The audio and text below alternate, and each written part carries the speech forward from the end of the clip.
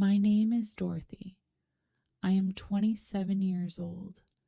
I was born into a very rich family in London. We lived in a big house with tall gates, expensive furniture, and servants everywhere. But inside that beautiful house, I was not free. My parents were very strict. They decided what clothes I should wear. They chose my friends. They even told me who I could talk to. My mother always said, "Dorothy, you must be perfect. Perfect face, perfect clothes, perfect behavior." But no one ever asked me what I wanted. One evening, everything changed. My parents called me into the living room. They looked serious.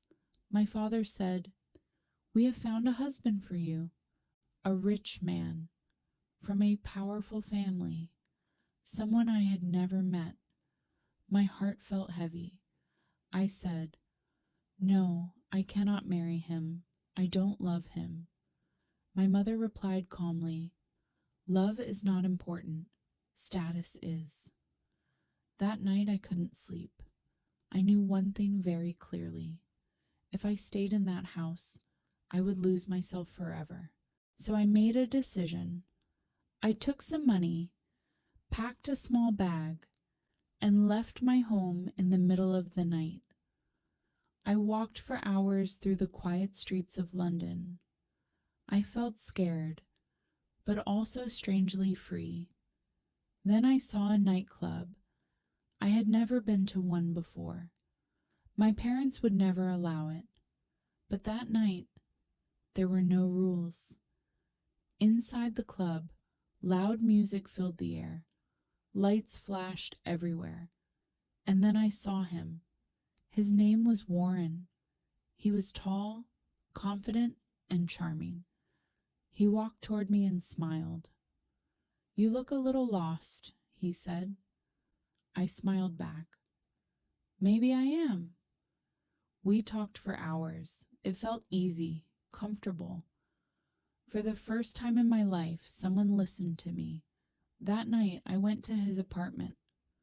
We laughed. We talked. And I stayed. The next morning, I told him I had run away from home. He looked at me and said, "You can stay here." I didn't tell him about my family's wealth. I only said my parents were controlling. Weeks passed. I washed my clothes by hand. I cleaned dishes. I lived a simple life, and I was happy. Warren often talked about his dreams. "I want to be rich someday," he said. "I want big houses and expensive cars." I listened quietly. One day he said, "You should talk to your parents. They must be worried." I was afraid, but I missed them. So I called my mother. She cried. My father apologized. They invited us for dinner. At the dinner, Warren was perfect. He knew exactly what to say. He impressed my parents. They loved him. After that night, my parents started messaging me again. Everything felt peaceful for a while. Then Warren asked me for money. "Just a small amount," he said.